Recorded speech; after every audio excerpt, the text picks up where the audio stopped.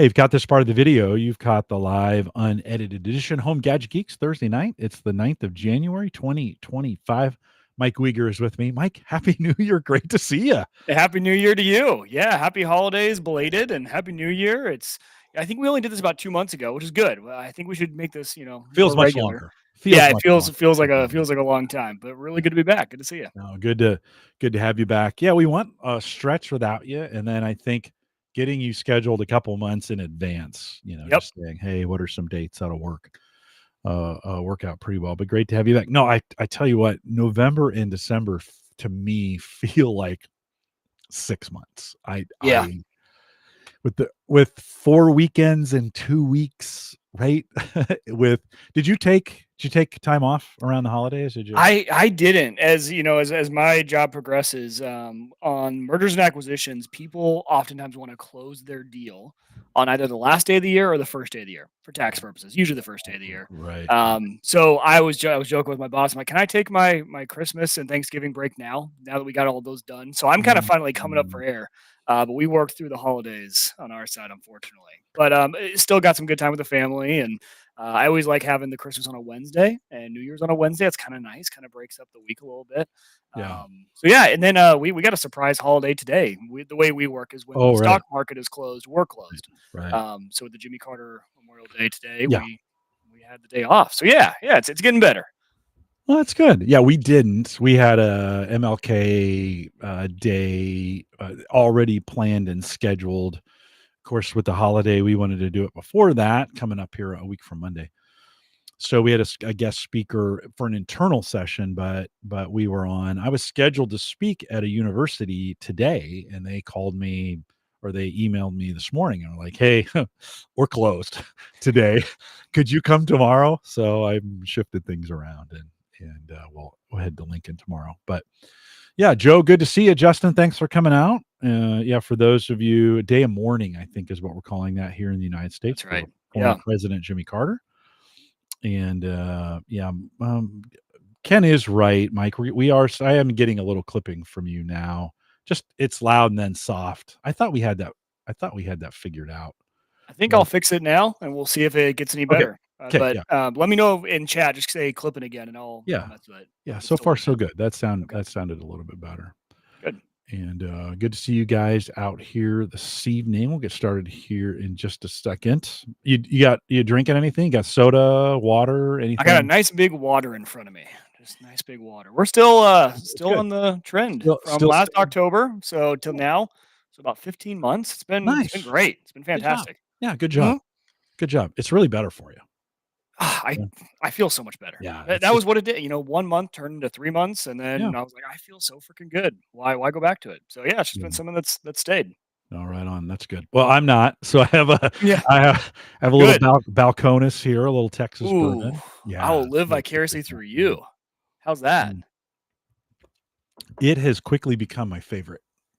Yeah, it's Okay. pot stilled, so it's smoky, a little smoky, but not like peaty smoke that you'd get off a scotch. Kind of a I don't know, just a really good oaky, smoky, just good. I Sounds just good.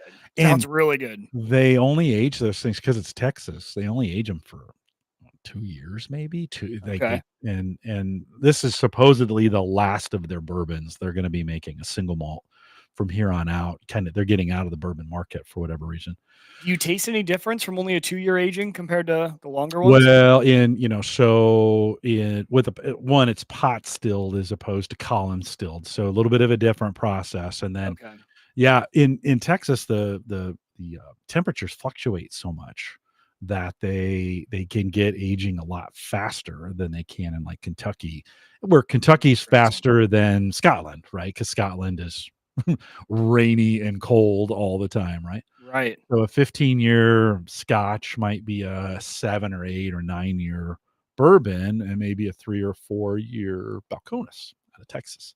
Okay. So we really like it. We really like Balcones, and they've got this is their bottom bourbon that's $30, so it's not terrible, but it's really, really for $30, really, really good. And then it just only steps up from there, and they've got some tasty ones. So yeah, On that topic, for if anyone's doing dry January, I will have to say, like, the market for non-alcoholic beers has just blew up.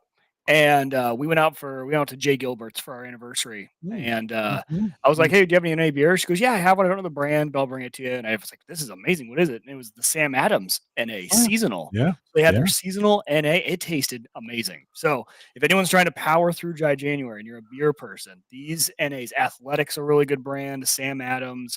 And then you have your normal, Coors, Budweiser, Heineken. They all make their zeros. But the craft beer, if you're into that, man, they taste the exact same. I think Guinness has an NA too. It's amazing. Yeah. That's actually one of my favorites. Regular Guinness is pretty close to NA. Just to be really clear, it's like 4%. So it's not the strongest thing in the world, anyways. But there's some good. The area of whiskey, is getting. I can't say it. I want to say it's getting better. There's more options. A couple years ago, I tried some of I think Ritual is one of them, and there's a couple other brands that are doing NA whiskeys. No, it just wasn't. I was like, I just do without, right. Like it's just better to do without it. For me, it's a great social thing because, like, a big part of my job is sales, and sales includes going out and taking them out to dinner. I don't want to make my client feel awkward because they'll order a drink, and so I just ask for a beer and kind of whisper the NA part. They know they don't feel any different, so it works great. Yeah. Good, and they keep them stocked, so that's pretty easy to do. Even the golf courses now. I'm playing a lot of golf with clients, and it's same thing. I went out and did Topgolf for the first time. How'd you like it? That's okay. I was afraid I was going to throw my back out because I don't ever do that motion. Right? I mean, I just don't do that motion anymore. I run stairs or I'm running or whatever. But the twist and the turn, I thought, it could be a little sore the next day. Topgolf, for those listening, Topgolf is kind of our target. It's like a target golf, right? You got big nets around it and you're trying to hit targets, and they have it's a social event too. It's a bar. They have really good food. Got 50 bays. Yeah, it's fun. Yeah, it was super fun. It was a work event. I probably wouldn't do that as I'm looking at your golf simulator behind you. I'm playing way too much. Well, what's funny is I'm learning when you hit on a mat a lot, like tennis elbow. I have it really bad in both elbows. I have to take like week-long breaks because I play so much down here, especially during the wintertime. But I do have to recommend for work events, if they have one in your town, they have one in Omaha, but there's a lot of kinds of these. The Smash Park in Omaha, which is pickleball. They have pickleball, shuffleboard, those a fantastic team building event. We've been doing that with our team, and man, it's just an absolute blast. They have chicken and pickle down in Kansas City, but Smash Parks are all around. I know there's one in Des Moines and Minneapolis and a lot of these places around the Midwest, but it's a really, really good time. I like how we're how many minutes in, we haven't talked about tech yet, but we'll get there. I promise. No, it's coming. It's coming. It is coming. It's coming. This is what the pre-show is all about. Hold on. That last bourbon didn't go down exactly like it should have. That's always the danger. It's always the danger of doing doing bourbon on a show like this. If you don't get it just right. Yeah. Justin says he prefers his targets at a longer range using smaller impactors that move a lot faster. Justin, it's funny. I actually just joined. They have an outdoor range here in Southeast Nebraska, and it's essentially just like they give you the code to the combo lock, and if you're a member, you can go out there and get in. You bring your own targets and freedom seeds, and you take them out there, and you can use. They have all sorts of different ranges. They have a 600-yard range. They have some pistol ranges. It's really, really cool. Really cool little area we have here. I didn't even know it existed, and really affordable for like a yearly membership. So I prefer that too, Justin. Yeah, no, right on. All right, we got a lot to talk about. Hey, live folks who are listening right now. One, Only Zeus checking in on what's that? What do we call that thing? Twitch. That's what we call that thing. No, not looking for any help. So appreciate you jumping in here. Stay around and listen. Appreciate it. And but we are not looking for that at the moment. What was I going to say? So, I'm taking the next 4 weeks off. So work's picking up and I've got some meetings that are in the way and it just made sense. So live folks, we'll get Mike done tonight, taking a month off. and then we'll be back, whatever that is, mid February at some point. So just so you guys know. Okay, I'll mention that in the live show as well. Let me do this thing. Here we go. This is the Average Guy Network, and you have found Home Gadget Geeks, show number 635 with Mike Wieger, recorded on January 9th, 2025. Here on Home Gadget Geeks, we cover all the favorite tech gadgets that find their way into your home. News, reviews, product updates, and conversation, all for the average tech guy. I'm your host, Jim Collison, broadcasting live from the AverageGuy.tv studios here in Mike. What I thought we were going to have was a polar vortex, kind of turned into a soft little teddy bear. I mean, it was cold, right? But not what we were expecting. Just barely south of us. I had Yeah. family in town from Oh, Kansas City and Oh, yeah. southeast Nebraska Yeah. for the weekend for Harrison's birthday party, and they ended up getting stuck here and needed to stay here for an Yeah. extra night because just an hour and a half south, they got 15 to 20 inches of That's snow with ice crazy. underneath it. It was Yeah. but just missed Omaha, just Yeah. barely. Yeah. Our friends at Kansas City, 3 hours from Omaha, just absolutely got obliterated. We got a dusting. It wasn't bad at all. Well, sorry, you get to spend a little extra time with the family. Not bad, right?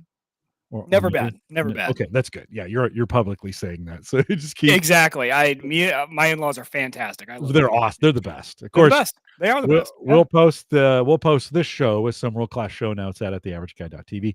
Big thanks to our Patreon subscribers. You know who you are. You guys do a great job every single month. And whether you want to join the team for 1 month or for many, many of you stay around, you can join the Patreon team today. I got one $5 plan out there. Check it out today, theaverageguy.tv/Patreon. And then don't forget theaverageguy.tv right up here. If you just head out there, if you're purchasing on Amazon, you want to click through the affiliate link, upper right hand corner. There's just a link there, and you can click through. And of course, that benefits the network. I'll tell you some things we've been using that for here at the very end of the show. And then big thanks to Aaron Lawrence, who joined me last week. She always does a great job. If you haven't caught that one yet, finish this one and then head back and listen to that one. All right, couple topics we have tonight with Mike. Of course, I said we got Mike Wieger here. We're going to talk a little bit about 3D printing. We're going to talk a little bit VR. That's kind of new topics for you in that, of course.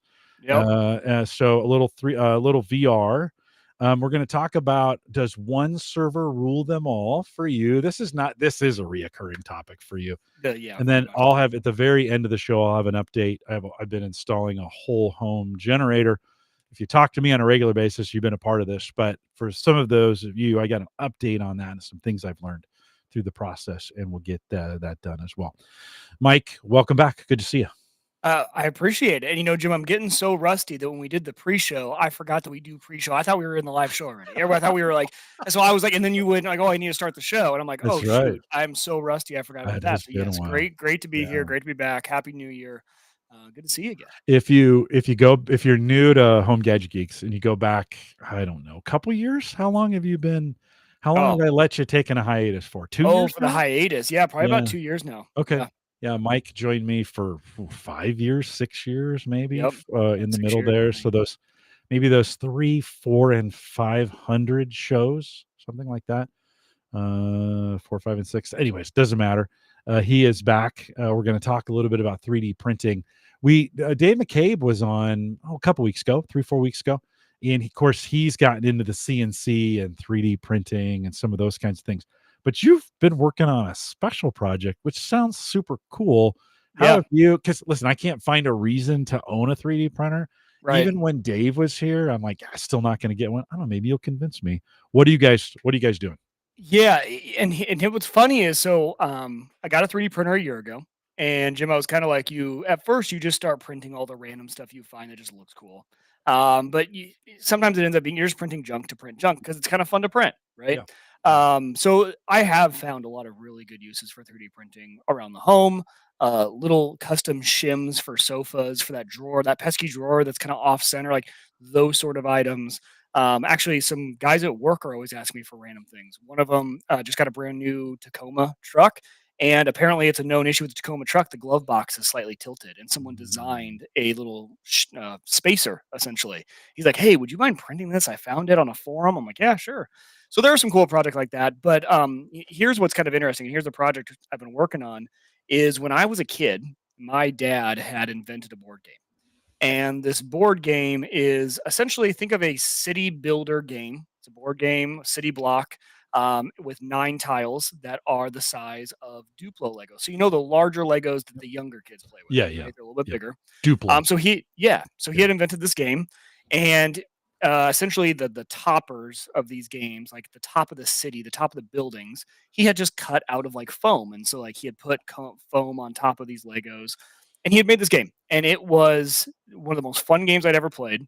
All the way, I mean, he made this when I was a little kid, and then as I grew up, when I was in middle school, high school, when my friends came over, like they wanted to play this game. Really? It's one of those super easy to Alright. master. Okay. My kids started playing when they were 4 and 5 years old, and they still play today. You can learn it really easy, and then the strategy of it is really fun even for adults. So my dad, a long time ago when I was a kid, had tried to sell this game to all the board game manufacturers and everything, and no one wanted to touch it. Yeah. He was like, "Okay, that's fine. It was just our game. We played it." Well, when I got the 3D printer, my dad kind of was like, "Man, like that's really cool, all the things you're doing." He goes, "I wonder if we could recreate that game that I made as a kid, but now we can like design building toppers and we can model them out and you can print them and we can prototype it." And he goes, "And then maybe if we prototype it enough, we could sell it." And this idea just kind of kept growing and growing. My dad just retired in August, so he was prepping for retirement all year. He was Yeah. like, looking for a new hobby. He finally had time in his life. So it was a perfect marriage of I love the hardware printing side. I love solving all the issues when the tip is clogged and all that. Like that's my thing. I love that. What I don't enjoy is 3D modeling, CAD. Like I got into it, I learned it, but it doesn't scratch that itch for me for some reason. I'm not artistic at all. It's just not my thing. My dad, on the other hand, he's the polar opposite. He got into CAD for the very first time this year, and he's just dove all in, and he just loved it. So he started creating these game toppers, and essentially what the game toppers are now. We have our patent pending and everything, so no one steal this idea before we get it out to market. It's coming soon. But essentially, what he did was he went and mimicked almost. I mean, the I can't wait to show you, Jim. These buildings that he has created are what he has done is he's taken each major city in the United States and he has picked out some of the major buildings in those cities, even like Oh, Kansas City, Dallas, really? Chicago, New York, and he Nice. has recreated the top and put it on the Lego for our top piece. That's a great idea. Yeah, and so this board, and then so we started printing the actual board for it, the main board, all these toppers. He's been designing them, and we've just with 3D printing. The coolest part about this is we both underestimate the amount of prototyping you need to do, Oh, yeah. especially for Yeah, fit and finish. To yeah. if you're recreating things that are going to interact with another piece, and then going through all the looking into the patent stuff like Lego, like the actual shape of the Lego, that patent has run out, so you can Oh, recreate that same look of a Lego, and without violating any patents. So like all the sort of research that we were kind of putting into this. But then when you are designing from scratch something that interacts with that design, I mean, oh, this is like a millimeter too tight on this yeah, side and this yeah, doesn't fit just as well. With 3D printing, it's amazing. So what my dad was doing is we essentially, this is the self-hosting part. yeah, I self-host Nextcloud. So we were just sharing a Nextcloud folder, yeah. and he was saying, he would just text me, "Hey, I put a new one in. Can you print this out and let's test it?" So he was putting all these in. So this is over the course of the last year, from January till about now. And then for the last 2 months, we've actually been in kind of the final stages. He's been working with some printers and some people that designed the logo, the box, the retail box. Like, and you guys would be amazed just how much work goes into even just the packaging for a board game. And then distribution of the board game. So he's been going around a lot of the board game shops in Kansas City and Omaha, just kind of learning how this works, right? How does a board game make it from idea to final sale when you don't run through a big, huge company? So it's very very interesting. When you look at it, board game shops they'll sell your game for you, but they take a pretty big cut of the amount, and so you start thinking about Mhm. what's your margin, all these games, how much is it going to cost in filament, and then you start getting into okay, if we really want to mass produce this, how many printers do we need, or do we outsource to there are a bunch of print farms that will 3D print stuff for you. So it has been a really really fun year for my dad and I, just in a really cool way for him and I to kind of connect on a project.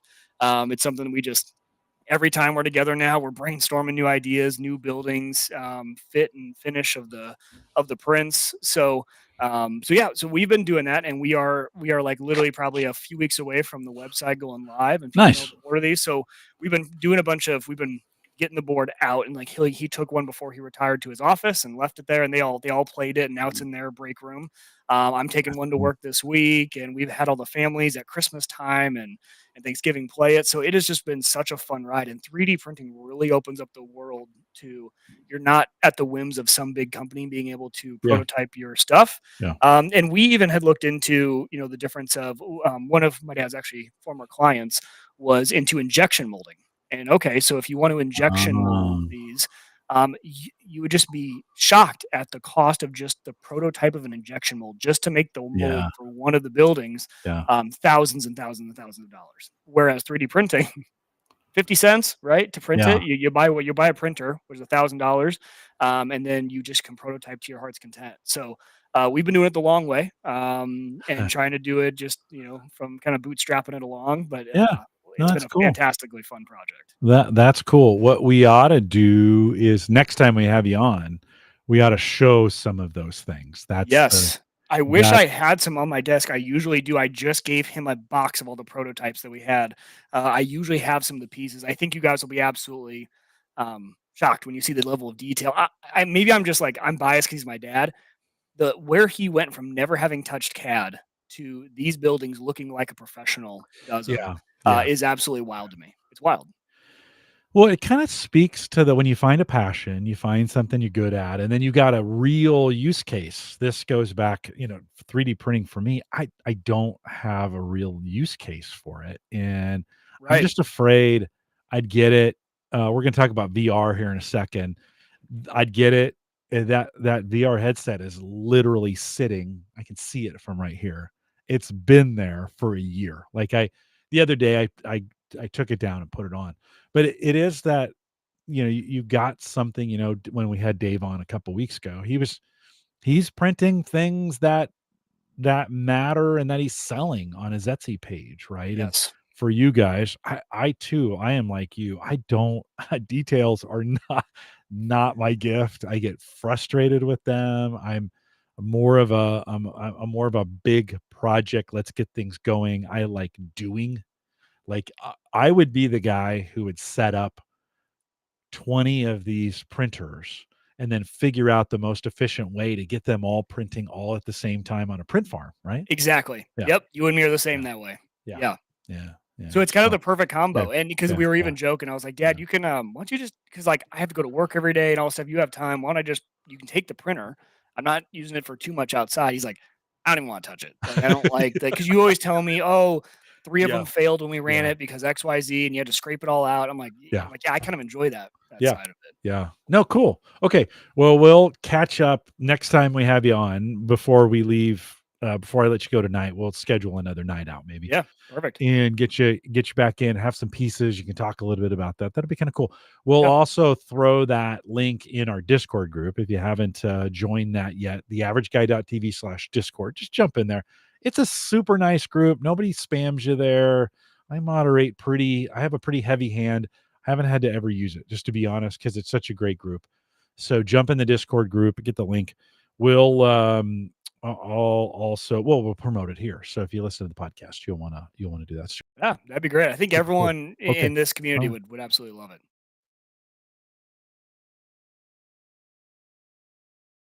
Well, I think, Mike, it gives you a real opportunity to do something real with these 3D printers, right? I mean, are you gonna like, are all the components are all these toppers gonna be 3D printed? Are you going for the production pieces, or is that gonna get outsourced? We're trying to keep costs really low. So we Yeah. want this game to be about $50-$60, like a normal board game, kind of a higher, like a Catan or one of those games. So yeah, we're gonna stick with 3D printing for now. If it blows up and it gets really big and we can, do the injection molding, that'd be great in the future. So we 3D print everything, and then we are sourcing the actual, the main building Legos, kind of like the Duplo-esque logo Legos. Yeah. We're gonna source those because it's a lot cheaper Yeah. just to buy a Yeah. huge batch of those than it is to It's print already them. made. So Yeah. yeah, it's already No, made. super cool. Yeah, All right, cool. Keep you updated on that here. Listen for it at theaverageguy.tv and on Home Gadget Geeks, and we'll catch up with you on that as well. All right, let's talk about VR because you're going to have to convince me yeah, that I've talked about this a bunch. I've got one. I've got the 2, MetaQuest 2. I put it on, I don't know, let's say a month ago because I felt bad about it just sitting there literally collecting dust. It had 1,000 updates that I needed to install too. It's Yep. super cool. I'm hoping tonight you give me a reason, Mike, to get back to it. Like, what are you doing? I know maybe you've upgraded a little bit. What are you doing? I'll try my best. I'll try my Okay. best. So Justin, I think, joked, "What hobbies did Mike get into in the last 2 months?" So Yeah. here it is. This is the one. It's VR. VR was one. Jim, I was kind of like you to start. Like, I had no really interest in VR. I think it came from a few years ago. I went to Best Buy and put one of them on, and the FPS was so low that I got motion sick. Mm, And it was like, it was stuttery and it wasn't that impressive. It was cool, but it wasn't impressive and it made me motion sick. So I've never touched it. It took one of my buddies, his wife got him one for his birthday. And so he was messaging me. He's like, dude, have you tried this? I'm like, like years ago. He's like, you got to try. He's like, first of all, like we got to play putt putt together and we're going to do all these games together. And I was like, all right, all right. So ended up jumping into the world. So I have mine here. And so I ended up getting, I've dove way too far in. I got a what? third party That's not strap like you. for it. That's not like But you at all. yeah, so I went Quest 3 Hold on, is I'm there. gonna big screen you. Hold on for those watching on the here we go. So there are two options when you look at the MetaQuest on current gen. There's the 3 and the 3S. So this is the 3. And then this whole contraption behind it is a Bobo VR backstrap. And Yep. the thing about it is got the batteries that you can just swap out. So I've actually got extra ones of these. And it makes it really comfortable. And it's got a fan up top, which actually, if you deal at all in VR with nausea, the fan apparently helps with motion sickness, just having a Okay. little fan blowing right on your forehead. So dove in, got the 3, and really, if you're looking at them now, the 3 and the 3S, the main difference is the lens and the resolution. It has the same exact processor, so your processor is the exact same. And a lot of people say you can't really tell the difference too much when you put them on. Pancake lenses in the 3 versus I can't remember the name of the other lenses in the 3S. The 3S has the same lenses as the 2. So the 3S is essentially a 2 with one extra camera and the upgraded processor. So they're both Right. fantastic devices. You really can't go wrong. So I dove in, I will say at first it was really all about the games and the gaming experience. If you're a gamer at all, or even if you're not, I think the games at this point, what's been really progressing in these headsets is what can run natively on the headset. Because when you play VR, there's essentially two ways you can play VR. There is what is running directly on the headset, meaning if I took my headset out to the middle of the woods with nothing else, what games could I play on the headset? There is also, at the same time, you can use the same headset, but you can connect it to a gaming computer, use all the horsepower of a Mhm, gaming rig, mhm. and the headset is essentially the VR experience. It's the monitor for it. Yeah. What's come a long way since then are twofold. On the standalone side, the processor in the units is getting really powerful. Well, actually, every game I play right now, I play natively on the headset. So I stand back there, I don't connect it to my gaming computer, and I think it's a beautiful, beautiful experience. But what's also, so that's on the standalone side.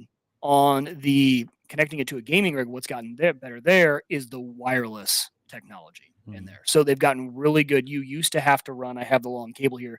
You used to have to run a cable from your headset to your gaming PC. And that's just, it kind of ruins the experience a little bit. You're tethered, you have to be shorter, it's getting in your way of your body. So the wireless link, if you have good Wi Fi, and actually, again, I put a whole new access point right here under my desk, so I'd have Yeah, really strong Wi-Fi signal. yeah, A new network name just for the VR, so it gets really good signal. yeah. But connecting wirelessly to your computer works really well now too. So actually, just today I was kind of doing some A/B testing of the same game running standalone on the VR versus running it on my gaming computer and streaming it to the headset. Number one, streaming to the headset saves a lot of battery because the processor is not cranked up. Mhm. And the resolution is, I mean, just once you do it, it's almost like I thought the standalone games were amazing. I'm like, oh, maybe I shouldn't have run it on the gaming PC because it looks so much better. Right. But I think those two technologies has made this where you don't need to be tethered to a computer anymore. A little more freedom with it. The meta taking over has kind of the marketplace for these games. I think has grown quite a bit. And there's just a lot of developers now developing for VR. Fishing games. I Yeah. play a lot of poker in VR. I just sit on my Oh, couch and I just play poker, and yeah. you're talking to people. It was New Year's Eve, and I was me and five, and it was just funny. I got into a table with five other dads, and I'm like, "Oh, are you guys stuck at home, not celebrating with sleeping Yeah. kids and a wife Yeah. sleeping next to you at 10 o'clock already?" And they're like, Yeah. "Yep, we're all Right. just Yeah. hanging out." So, Yeah. the social part of it has been really cool. And but the gaming first. I think gaming was what gets you in. But I think where we're going, Jim, and I think maybe some of the things that might bring you back are more of what they're trying to create with the experiences with VR and where those are going. So we can talk about those. But when you played, have you mainly done games? Have you done Yeah. virtual desktop? What have you been Yeah, doing so virtual this past desktop, year? I too so on the version 2 that I have, it actually between the last time, maybe a year ago and this last time I connected to it a month or 2 ago, the updates were significant. And I was like, Yeah, "Oh, this has gotten better." And this right. like it's seeing your hands. I don't have the cameras up front. I've got some sensors Yeah, around it that are and so you can double tap and it goes into a black and white mode where you can still kind of see. I mean, you could walk around. yeah. Um, that has gotten better. The sensors, like they've gotten better at seeing hands. I'll be honest, I may not even need the controllers anymore, in Mhm. this last um, no, I get in. I've tried some things. I did Beat Saber. That's right. Everybody I does love Beat Beat Saber. Saber. Yeah, I everybody love it. does Beat Saber. Did that for a while. Just couldn't the experience, even the virtual desktop was like, okay, cool. I think the real experience that I'm looking for, and maybe we're there, is a more immersive video experience. Like, how could I be somewhere else, Yeah, either with a recorded video that's more immersive, not just YouTube playing on a screen in front of me, but right. kind of a more immersive experience? Or how could I actually be somewhere where there's cameras, where some of those kinds of things are happening and you're experiencing it kind of live and in real time, right, so to speak. I Yeah. don't know. Thoughts on And that? and that's what's gotten a lot better. I think on what I'm waiting for, I think Apple probably has it. I have to admit I have not used the Apple Vision Pro. Yeah. But Yeah. what the difference between the Meta that you have and mine is that pass through what I'm seeing. Like if I just turn off the VR setting, I'm Yeah. just in my So much world. better. So It's much full better. color, Yeah. pretty good FPS. Yeah. It's still blurry though, because so here's my always Mm. test for it. Mhm. Could you could you cook a meal while having the YouTube tutorial for the cooking on a Mm. video? Mm. Not quite. Mhm. It when you're especially when you're looking at things really close to your face, it throws you off. You'd end up with a headache. But what I hear is the Apple Vision Pro is there. So I 'Kay. think we're getting Okay. really close to like that level. And obviously Yeah. the price differential between those is like $3,000. I Yeah. mean, that headset that I just showed you guys is 500 and the 3S is 300. So for 300 to $500, you can get one of these amazing headsets. Apple Visions are, I think, like still 3,500, 3,000, right Mhm. around there or something. Mhm. So that is what I'm more excited about, the augmented reality. And there Yeah. are some Yeah. really fun games that have come out actually where it is augmented reality. You can set up a conference room and you can all be playing it. It puts up like virtual bunkers and you're almost playing paintball in a big room, but you're actually seeing your real world. So that augmented reality instead of virtual reality. Mhm. Yeah. Yeah. But some of the experiences, Jim, that I think that I was really impressed with, and this is kind of what I want to focus on more was so virtual desktop. Actually, I do enjoy. The hard part for me is I'm on Zoom calls 90% of the day, Right. and I can't have Yes. my headset on, Right. right? Right. But, I think whenever the next time I go on a flight, for work, or if I'm going Re to for work, I'm gonna be in a hotel room, I Yeah. think I'll definitely have 3 monitors up and have my headset on and work that way. 'Kay. I've sat here at the desk to kinda try it out, and it's amazing. Now I have 4 monitors here at my desk, Right. but Right. in a virtual environment, I'm like, "Okay, could I type on my keyboard?" "Oh, yeah, definitely." Yeah. So that for me, the virtual desktop, it depends on the app too. There is a $25, it's just called Virtual Desktop app that is the supreme app for Okay. it, and it works Mm. phenomenally. So I think that is getting there. But the one that really intrigued me was what the NBA is doing. So the NBA is kind of going all in on this experience. They are the ones that are kind of doing the free games right now that you can kind of jump in and experience an NBA game in VR. And I will tell you, I have never watched an NBA game in my life. I could care Yeah. less about the NBA. I love Yeah. college basketball. Don't watch Right. NBA. I sat through a full NBA game because I just thought it was like the most amazing thing. So when you're in these games, you are legit. You can choose different spots to be around the stadium, and you can be courtside at a game. It feels like you're there. So much so, like the ball came and you kind of like get out of the way, and you kind Yeah. of like you Yeah. almost want to reach down for your soda, even though it's not really there. It's just Yeah. Yeah. Yeah. the weirdest thing. And then what they've done is they've created like a virtual arena around it. So you're watching the game, and like let's say you just want to, you're kind of okay, the game's a quarter break or something, or during a timeout. You can get up, turn around, and you're in the stands, and you can play like arcade basketball with some of the other fans that are Oh, watching. And you can yeah. like go do like mini games. So like you're in this virtual arena. Yeah. And you can even be, you're like up on like a VIP section. You're shooting hoops and you're turning to the left, and the game's going on over here. And Yeah. you just feel like you're at an arena. Is the game live? That yeah, live Okay. game. Okay. All right. Live Yeah. game. That was Yeah. the wild part to me. Yeah. I mean, I was telling Hannah, like if they had that for Creighton basketball, or if they had that for Husker football, Yeah. I would pay per Oh, game yeah. easily. Yeah, and Yeah. she asked me how much. That was a great question. How much would you pay per game? Like enough, like the same amount as being there.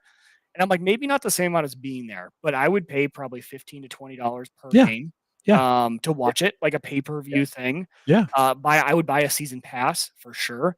And I Yeah. can't imagine, Jim, this is too much effort on their side. It's probably a few 360 cameras that they just set up, Yeah. because it's not a camera that's moving, because that would make you nauseous. It's just Right. one they have on the court side.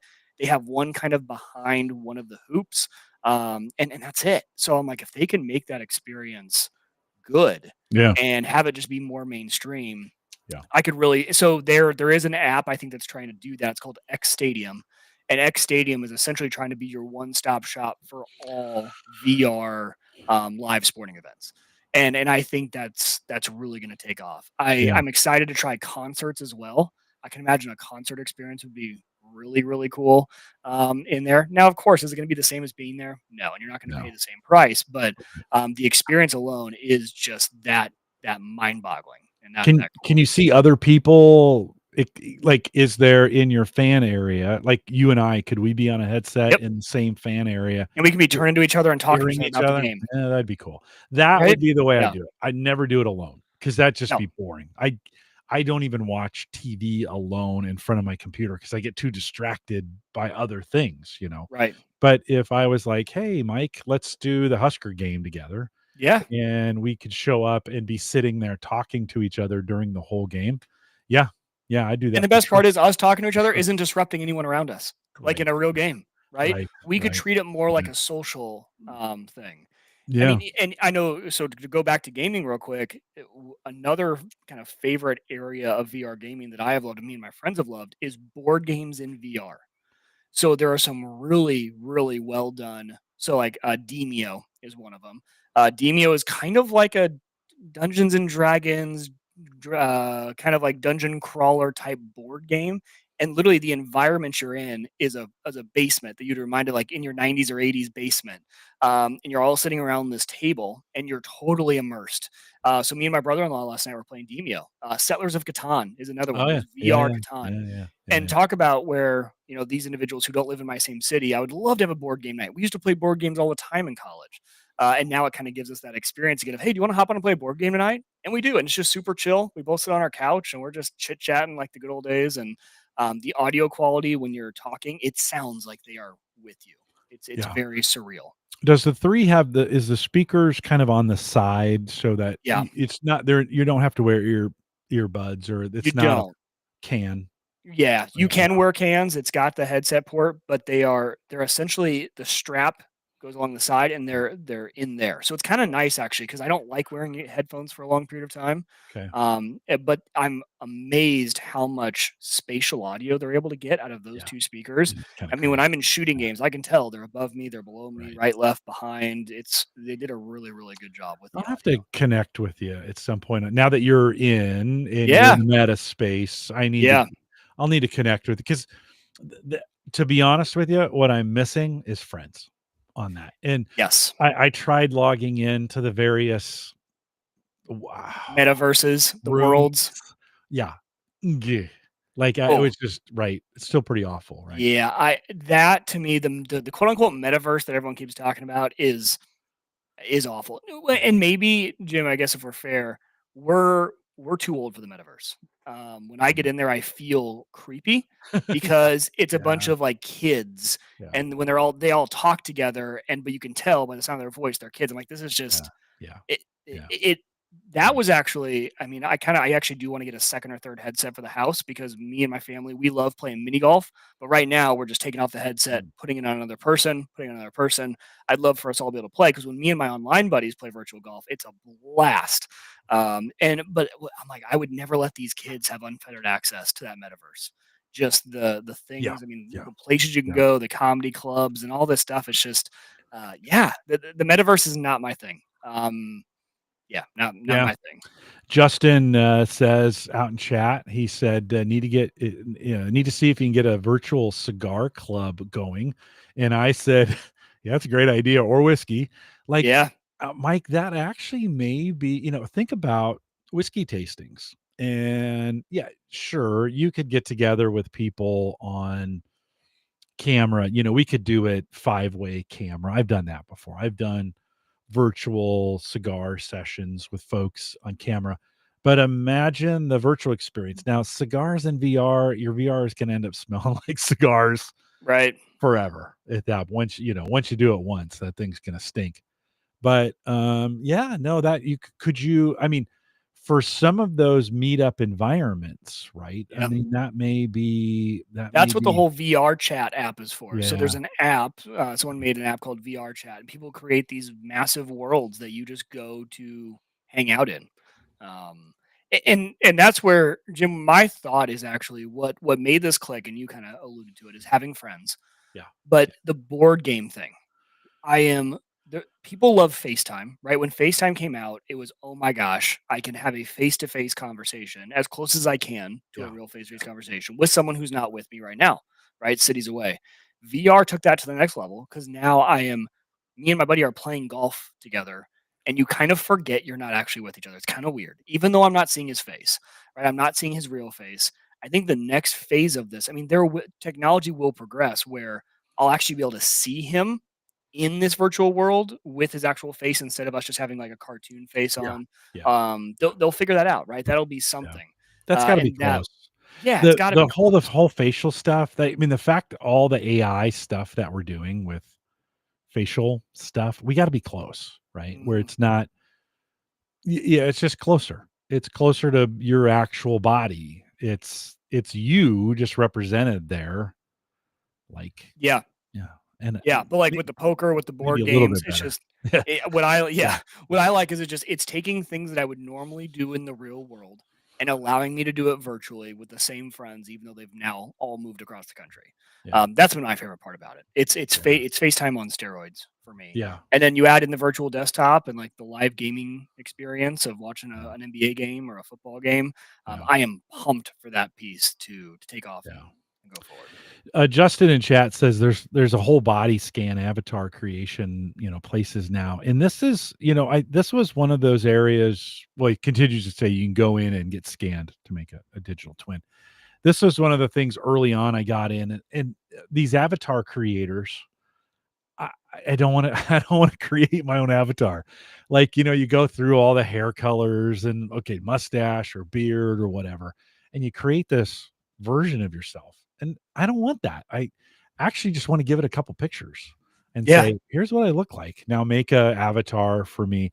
We got to be super close to that, or it's already there. That's probably one of those things I need to dig in on and say, yeah, I don't wanna make an avatar. I'm not interested in that. I don't just let me give you a handful of pictures, make an avatar for me that's close enough, and let's do this thing. Yeah, okay.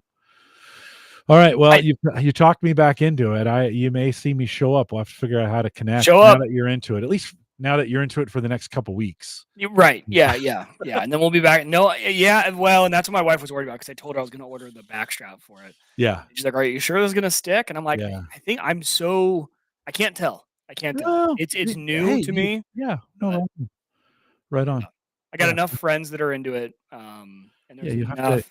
You have to It's show me almost like a new around. platform, because Yeah. what she Yeah. was kind of equating it to is this like another video game? Because my video games, I'll get into a video game for like 2 weeks and I never touch it again. I'm like, this is like a whole new experience, though. This is like going from, I don't even know how to describe it, like a flip phone to a smartphone for the Yeah. first time, right? Yeah. Like it just opened up new possibilities that you didn't have before, and that's why it's so fascinating to me. Yeah. Listen, it has definitely been slow on the uptick. This is not, although, maybe if you think about, Windows, nobody remembers Windows 1 or 2, right? It's always Windows 3 that and 3.1, and then it really starts to take off from there.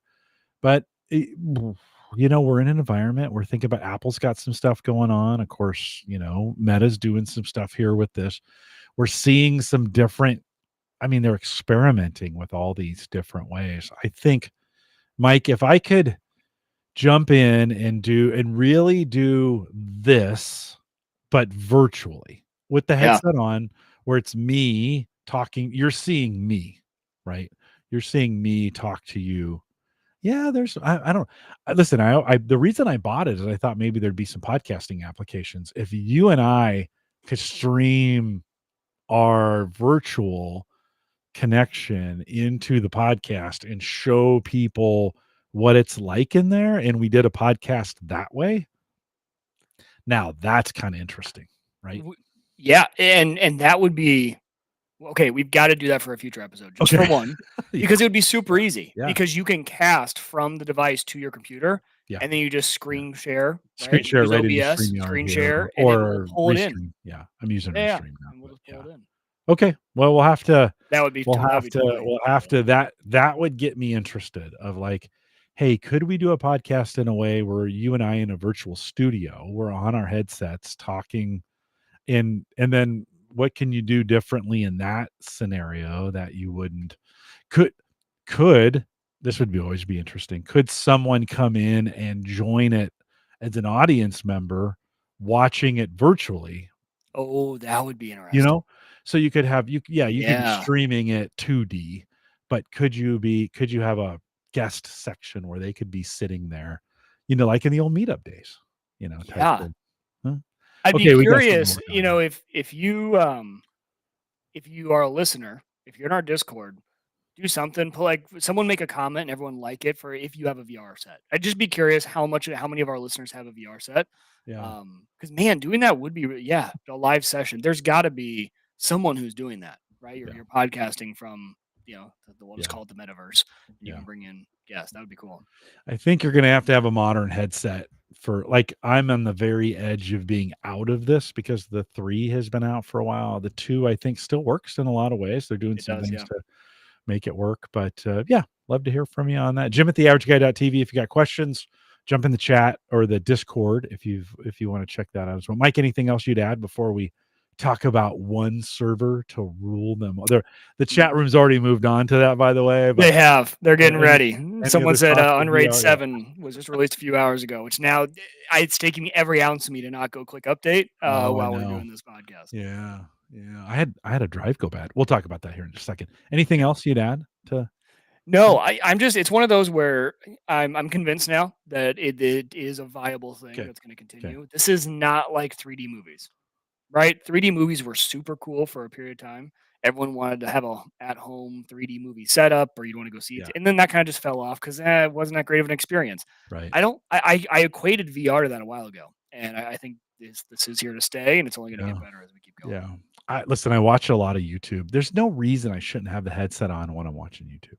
It It is just nice. I do that a it just lot. feels a little weird. Like What I do is I actually play yeah, poker and I put yeah. YouTube up here. So I'm playing virtually and I just lay back and I'm watching a YouTube video while I'm playing poker, and You it is playing a with blast. people or against the With computer people. or No, okay. with people. So I just mute myself. And I Yeah. just say I'm like I don't care to talk to people during that, and I just play poker and watch YouTube. Okay. Yeah. Well, I a couple years ago I built this rig and I bought that VR together. I think it's 2 years ago now. To go together for that. It's got dynamite Wi-Fi. It's sitting right here. And all right, we're gonna you never got Play a play some Mesh-tastic putt over putt. to me, but we'll connect on We're still doing that. I have it ready actually. I have it for you. So okay. plugged Well, in right there. John will be happy to hear that we've got that. You Let's talk about one server to rule them all. You've always had a conglomerate of servers Yeah. putting stuff together. Why now? Why make a change, or why think about maybe trying to consolidate that all down to one server? Because it's working too perfectly. And I don't like it's just I haven't had to touch it. It's just it's flawless. It works perfectly, and Does. I need to break something. It's Yeah, about time. It's been running yeah, solid now for about a year, and it's time to break yeah, something. yeah. No, so I do it way off more often than I should, like 3 times a day. I go into Unraid, I check for Docker updates. Okay. And just it so happens that on my front page of my Unraid, I can see my UPS's power usage, and that UPS powers the entire rack. And we've just been, over the course of the last few years, I've been adding servers, and mainly because my Unraid box, which is my main box, that Unraid, it's an AMD 5600, just a consumer grade. It's got a 3060 Ti in there for a graphics card. It's got like 15 to 20 drives. We're up to like 100 terabytes, I think, of storage. It's a great machine, works great. My only problem is it's only got 64 gigs of memory. Yeah. And what I've been running, actually doing more and more projects, especially with Meshtastic, and other things that require me to spin up VMs. So what that ended up leading to was I bought some essentially some what do you call that? Enterprise grade servers. Yeah. So I Yeah. bought some used. I got like an R720. I got an R210, and I've got one more consumer grade server, and all of those run Proxmox. So they're great for spinning up VMs. That R720 has like 256 gigs of RAM, super old processors, and I even snuck in a 1060 graphics card in that thing. It's Oh. wedged in there. I'm sure it gets terrible airflow, but it works. It works. And I think so when I'm looking at that power usage though in Unraid, it's gotten up there. I mean, I think, and this isn't a lot. All you power users are going to laugh that I think this is a lot, but it's climbed up to about 600 watts continuously, all the time. And for me, that is a lot. Coming up from, if I just run my Unraid machine, it's a lot less than that. All the power actually from my Unraid machine comes from running 15 drives. Those are 5 to 10 watts per. That Yeah. adds up pretty quick. Yeah. So what it's coming down to is, number one, I love Proxmox, absolutely love it, but I would love to go to a one Unraid server that does absolutely everything. So I'm thinking the kind of the plan for this new build is going to be an AMD EPYC, because here's what I've also run into is I run out of PCIe lanes. I really, in my next round of home lab, I want to 10 gig the rack. I don't need 10 gig around the entire house, but 10 gig the rack, 10 gig the gaming PC. Yeah. I have a lot. I mean, my home lab, I won't give the full update, but it's really grown in terms of all the data I have flying across my network. And I am starting to come up to the bottleneck of 1 gig. So I think it's time to go 10 gig. Problem is with all my servers now is to put in a 10 gig card alongside your HBA for your hard drives and alongside your graphics cards. I'm out of PCIe lanes. So I think I do need to go into the AMD EPYC realm. I'll probably get one that's a few years old. I don't need anything new, but I want AMD EPYC. I need at least 256 gigs of RAM in that thing, if not more. I'd love to go even higher than that, mainly because I'm just running so many Dockers, so many VMs at this point. It's all test bed. And so I think I could consolidate that all down. I also, essentially the R720 is also running TrueNAS for me, and so it's a backup system for my Unraid box, and then that TrueNAS actually duplicates itself to an offsite TrueNAS node. So I, I don't know. I'm sure everyone in chat has gone through this. We all add servers, and then we want to go back to just one big server. And then I'm going to get to the point where that is, for some reason, not good. And I add servers again, but this is kind of that cyclical nature of the Yeah. home lab of growing and then consolidating and growing and consolidating again. But I think it's time. I think it's time. And really, Jim, what's making me do it is that 45 drives home lab case. Have we talked about that, or have you seen it? It is essentially from 45 drives. They came out with a home lab version of their case, and it is the perfect server chassis for a home labber. It is expensive. It is a premium product, but man, it is just the cream of the crop when it comes to, if you have one server that's really good and you can get just the bare bones server, they sell it kitted out if you want with the motherboard and everything. But their 45 drives home lab, it's different than their main industrial line. That's what's really like, I really want to get that server chassis and build it out. It's phenomenal. 360 terabytes raw capacity, to 2000 megabits plus network throughput. Yeah, and is that the one that's built out? It's on the front page. I'm at 45homelabs.com. Yep, that's it. Yeah. Mike, I got to tell you, as you're talking about this, I hear you. As I built out this gaming rig, the same one I did for VR, I put 128 gig of RAM in it to start with, and I thought at first, like, that might be crazy, right? It's actually been super helpful, and I don't know why. I'm not going to say as cheap as RAM is, because it's not always the cheapest. Like it's not $5. No, but comparatively to where it was, it is the cheapest part. Yeah. I mean, it is, and I am so glad that I maxed that board out from the very beginning. And as you were talking, I was thinking, if I did this again, I'd go 256 easy. Like that would not even be. And then I thought, for you and all the things that you're doing, 512, no, I wouldn't even. If you said, yeah, I'm going 512, I'd be like, of course you are. Yeah, why wouldn't you? Now, some people say overkill. It is in a lot of ways, but it is. Listen, right now the minimum requirements for Windows is 16 gig minimum. Like if you are going to run anything, that's a minimum. You want to throw 32 or 62 at it, or 64 at it for sure, if you're doing anything from that standpoint. On the Unraid side of things, like certainly you can take advantage of all that, of all that RAM that's in there. So, I mean, yeah, that's one of those areas, Mike. I kind of go, yeah, go as big as you can. Go as big as you can, as early as you can, because finding parts to upgrade that stuff later is a nightmare. Yeah. It is. Well, and I think what changed the game for me in terms of RAM usage was ZFS. The ZFS file system loves as much RAM as you can throw at it. And now that Unraid has been slowly adding support. Why everyone's excited in chat about Unraid 7 is it adds even more to the native ZFS. So that's also another reason I want to rebuild, is because it's really hard to convert your whole Unraid system over to ZFS. But if I start from scratch and build new, I can just start with it. But ZFS is one of those. On my R720, in TrueNAS in there, it runs ZFS, and so I'm essentially using all 256 gigs. Now it does a really good job of freeing it up when it needs to, but it'll use it up while you let it. So ZFS, I think, has really also been a reason that a lot of people are starting to go heavy on the RAM side. Yeah. And I don't notice on my Unraid machine, I am always pegged on memory. My CPU actually, I mean, it idles at around 25. When I say idle, with my Docker containers that are running, like my just normal use case, it's about 25%.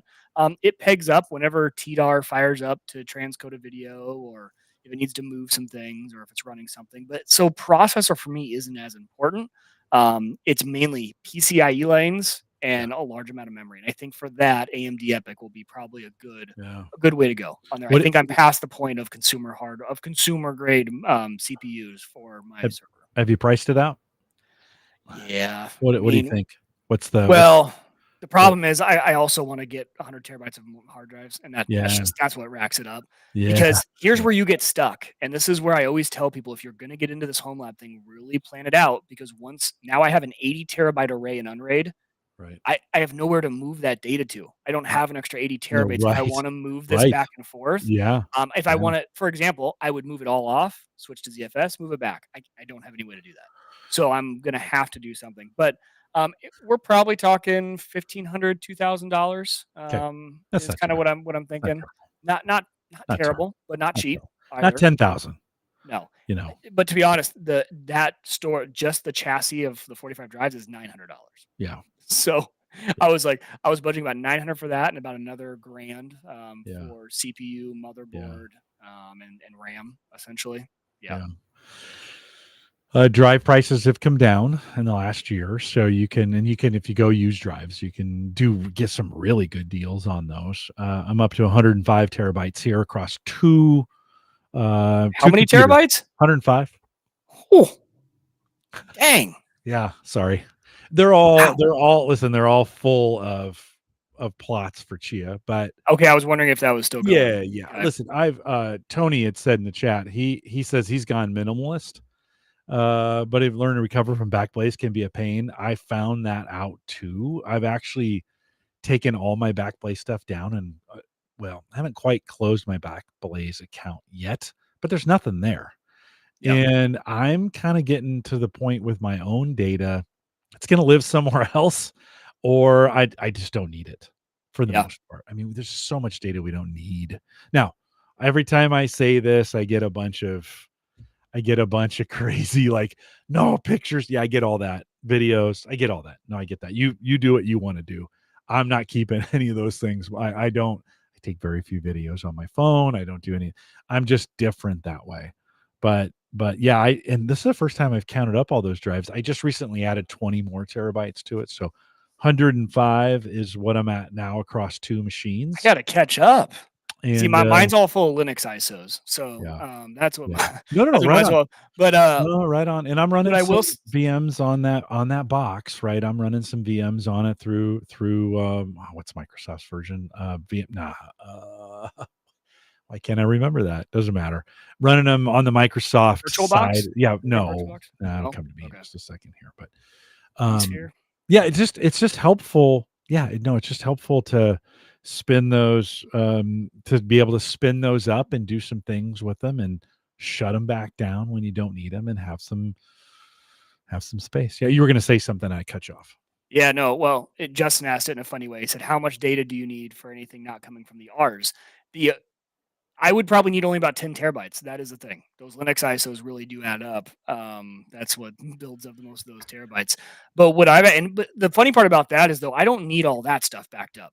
That is all honestly, I have that backed up nowhere. If that goes away, I can get it again. Yeah, But what I have found, Jim, is if you just have a parent or a buddy, what I did was I bought a really cheap Dell Optiplex off eBay for like $100 through one hard drive in there. So there's no redundancy on this box. It's just one big 20 terabyte hard drive. And I went and put it at the farm at my in law's house. And that, with how easy ZFS replication is to set up, every night that thing just replicates over. It does snapshots, right? With versioning. I don't care if that one drive fails down there. It's a backup. It is my offsite. But I stopped paying for Backblaze. And mainly because if I ever needed to recover, it takes me an hour and a half to get down to the farm and drive back, and I can locally then copy all that stuff back over much faster, and it's free. So if you have someone, it literally is the cost of $100 little Dell Optiplex, and that have a buddy yeah, who's willing to put it at their house and do some ZFS replication. And yeah. man, that has been a lifesaver for me. I've only had to do it once. I went down there and grabbed it. One of my app data for Unraid actually. It was my fault. I corrupted it. Uh, I messed around with the SSD too much and went, grabbed it, brought it up, and it was fine. It's a Mm, good way to do backup nowadays, I think, especially as your data sets start to get bigger. yeah. Having another nerd buddy or someone that you can put a little Sometimes computer a in lot there. faster just to go get it if it's That's what I mean. Yep. close-ish, And right? so And that's what even I did. I did like the initial copy here. yeah, So I copied it all locally and then took the machine there. And then it's just doing nightly snapshots of the right, things that have changed. right. So I'm not using too much Yeah, memory. and even you and I, we could be backup hosts for each other. We listen, this is not new. Oh yeah. In the home server community, we've been talking about this kind of idea for a long time. But we're geographically diverse enough. Like you're way out west and I'm way out east.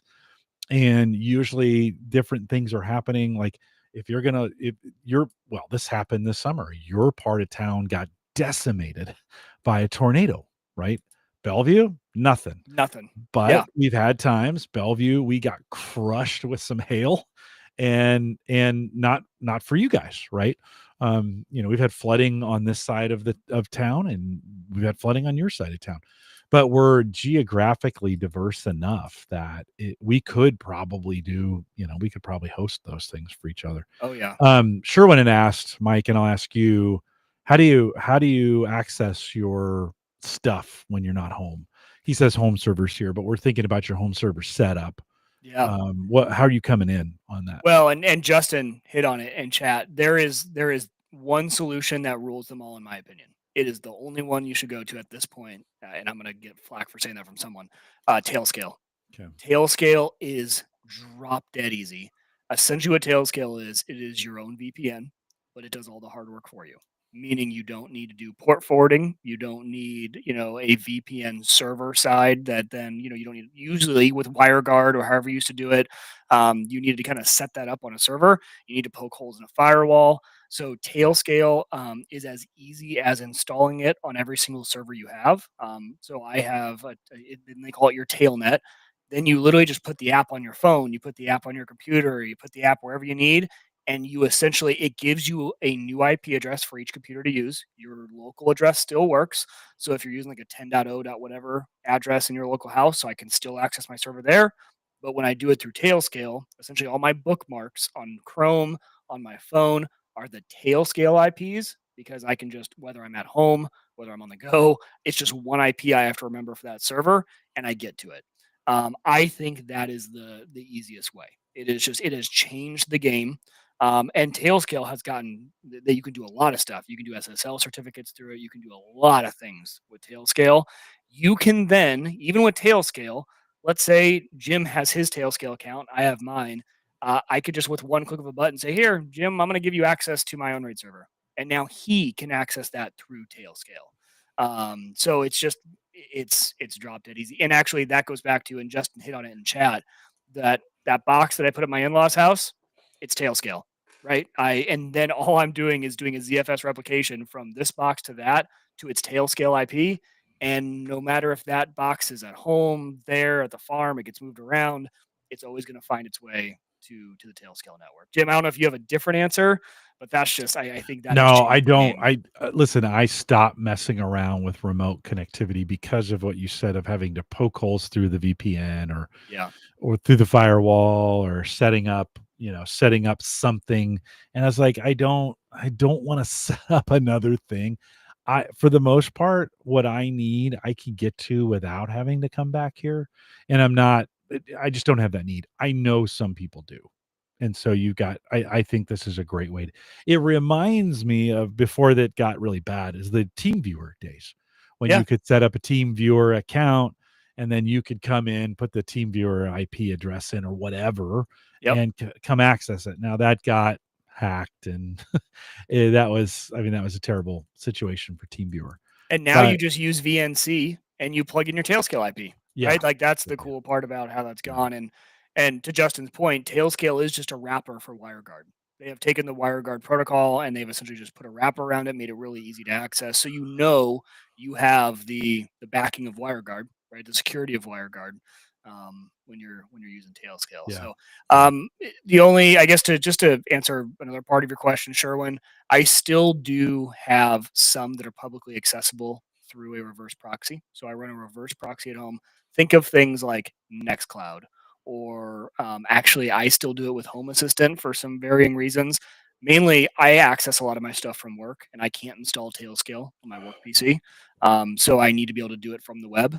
So for things like Nextcloud, even my Frigate instance for my NVR, I have that all running through a reverse proxy with the domain name, so I can access that from the web. Obviously, you would only want to put systems that you really, really trust and that are vetted. You don't want any sort of backdoors or anything like that. So I try to limit that as much as possible, but sometimes that's still necessary. But as much as I can, it just sits behind Tailscale. Yeah, Yeah. good solution to get it done. Yep. If that's what you need to do. I have just been trying to get more simple. What I need, what I use, keep it simple. And I just don't I'm not coming in anymore from work. It's like I just don't have that need. I'm not I'm not hosting Plex for people. Right. I'm not trying to do server stuff where I'm like, "Oh, it's critical in the middle of the day," kind of deal. I might be generating some plots or some nonces for Chia, and okay, if it failed, I'll just fix it when I get home. Right. I'm not gonna try and mess around. It's funny how I've really moved away from that. Again, that's me. It's just me. I just am like, "Nah, I don't need to. I'll just get it when I get home. It's fine." But I love doing, much like you talk about the 3D printing part of it, the actual that part. I have found, I've kind of since the summer turned to winter, and of course, creating these nonces creates heat. I'm like, well, it's time to create some heat in the house again. Let's run some stuff, and I've enjoyed getting that running again. So it's been good. Anything else you'd add, Mike? I want to move on to the generator thing, but any other thoughts on that? The only thing I was gonna say, just with that whole thing, and I've said it, I think last time, I'll say it again because they just came out with a brand new update. If you are still running Blue Iris or any Oh, other home network video recorder, look at Frigate. Frigate Docker container is just I can't say enough good things about it. They just added contextual search with their own language model that runs locally. You can also then connect that into an Llama instance. So all locally, all within my server, it is taking footage, sending it to a Llama. Llama is then sending it back a full description of what it saw in that frame.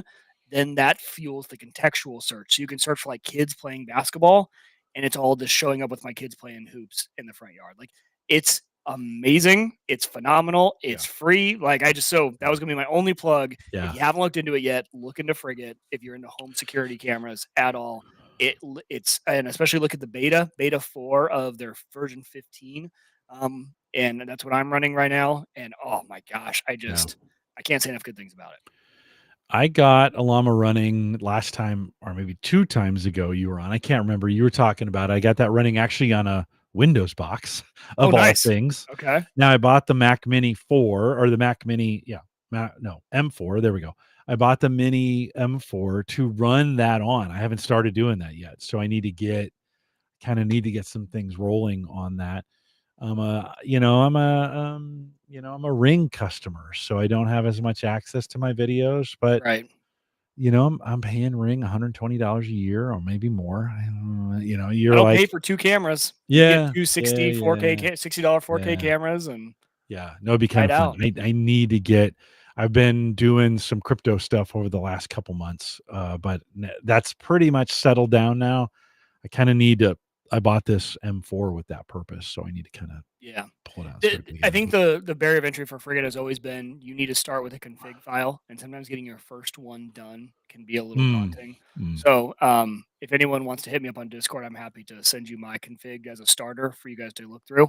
Um, Once you get that up and No, running, you can use the UI, but you need to initially start with the config, and it's kind of in YAML format. So that's okay. usually why people don't Yeah, try. And I'm like, just yeah. try, just spend a night doing it. Nah, it's I we in crypto you work in config files Yeah, all the time. So Randy Black, hey, welcome, Randy. Randy says Tailscale's built in native on Unraid 7 when it releases tonight. So it also allows Tailscale directly in a Docker container as well. So I would love that instead of sidecarring it the yeah, old school way with compose and everything. Yeah, it'd be nice. yeah.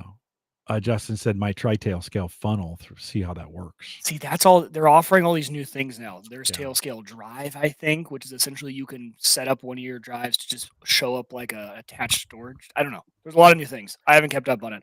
I just use the basics. I actually someone said they have issues with the DNS. I turn that off on all of mine. I do not use Tailscale DNS. And you don't need to for it to work. Because I bookmark the IP addresses, so I don't really use the whole name on those. So you can actually just turn Tailscale DNS off and it works just fine. Okay. Yep. Cool. You had mentioned last time or 2 times ago, I can't remember now, that you are trying to do some whole home backup, and of course, I've been doing a bunch of that. Did you This is get the part of the show I've been excited for, by the way. I wanted to get to this. I wanted to how hear where you have gone since how we had that far have conversation. you gotten on this? Where are you have you you got things plugged in? Have you gotten it wired into the house? Where are you at? Yeah. Where was Okay. I at when? Okay, I can't remember when, but yes, we are all wired Okay. in now. So Okay, and we how'd have you the do it? How outlet. did you do it? So I did it. I installed an outlet on the outside of the house, the Okay. formal, the 30 Yeah. amp outlet. Yep. I put it right outside of where my breaker box is in my basement, and I ran a wire. And I did not do a sub panel. I did the what do you call the switch Yeah, you did the protection breaker, you did an interlock kit with interlock kit. yeah, Thank you got you. an interlock Yes, kit that with a prevents the breaker. mains from being on Yep. while the breaker one is on. Yeah. So that's how I did it. And it works really well. The only thing I actually had to play with was I had gotten my generator for free from a buddy, Yeah. from a neighbor who was moving away. Um, Long story short, do plug a power meter. If you're using an older generator, plug a power meter in and check like the hertz that it's running at and the amperage that it's running Yeah. at. Yeah. Mine was running really low. And so when Okay. I plugged it in, things were acting really wonky. I had to turn the idle switch up. That's all it was. But it took me a while to Yep. get to that point of realizing that was the issue. On these older ones that are just old school, they don't have any gauges on them. They don't have any smarts to them. Plug a power meter in and check. It wasn't running at 60 hertz. It was running at like 54 Yeah. hertz, which Ooh, it yeah, messes with yeah, electronics when it's yeah. like that. So I should have brought it with me, but when I initially installed a 30 amp service on the front side of the house, okay, but it came same in. way as I was just talking about, Yep, or no, it was totally standalone. So okay, came in 30 amps, split it into 2, it's 240 coming in, split it yep, into 2, 120 circuits, then 4 outlets on each circuit with 15 amp breakers so that okay, I could kinda control all of that, and then I was running extension cords in the house. yeah. To your point, one of the things that I did then is I purchased a kind of a amp volt meter, so to speak. It's these little boxes. It's just sitting right over there. Why? I Mine just is bought a too. Mine's right around the just wall. bought a Yep. new one. It's sitting on the dryer. Came today, as a matter of fact, but I don't have it in front of me. But it's got a little clamp, goes around the wire. It'll tell you volts, watts, amps coming in and hertz, which is really, Very really important. important. Yeah, really, Yep. really important. I had only bought one and put it on one circuit. Oftentimes you're not gonna have a circuit running at 60 hertz and the other one running at 40 hertz. It's just you're not gonna get that off a generator. But for the new setup then, so I was running extension cords. It worked, but we had this power outage this summer and I couldn't get the whole house air conditioning working. It's like, well, Oh this is yeah. dumb. This is dumb. Like we got all this power going and I got an air conditioner. I went and bought a window air conditioner to make it work kind of deal. Anyways, so I started on the process and I'm like, well, if you're going to put a new service in, you might as well go 50 amp, right? Because bigger's better at that point. So same kind of thing. You just need more wiring, bigger wiring, big fat wiring, big 6 gauge wires. They're Yes. really hard to work with, by the way. But put that in, and so it comes into the house. I now have 2 of those. I'm gonna have 2 of those meters monitoring both sides of the 120 that's coming into the house. It actually goes into a 50 amp breaker in the house first, and I can split that out. I can turn a 50 amp breaker on and off, or I can turn 2 120 20 amp breakers on and off, so I could either run it to the panel or run it to plugs inside the house. Okay. Why is that important? Because then it stops actually at that point. I wanted to at some point be able to have a physical break between the generator and the power so that if I put batteries in the house, I can just plug the Oh, batteries in, that's a right? great idea. Yeah, yeah. So I Future have a proof that. 50 amp plug out and a new inlet 50 amps. I have two Oh, 50 amps in, one inside the house and one outside. So I can run it off a generator or I could run it off batteries in the house if I want to, right? So there's a physical break. The other thing that allowed me to do was to put a 50 amp surge protector in between the generator and the house. Like, got one on the meter up there, but as I was going through this, as I was designing this thing out, I put these two, the 50 amp female and the 50 amp male, screwed them to the boards so they were. Then I tried to get the cable that I bought from one to the other, and it was too short. I'm like, oh crap, what am I gonna do? Like, what am I gonna do?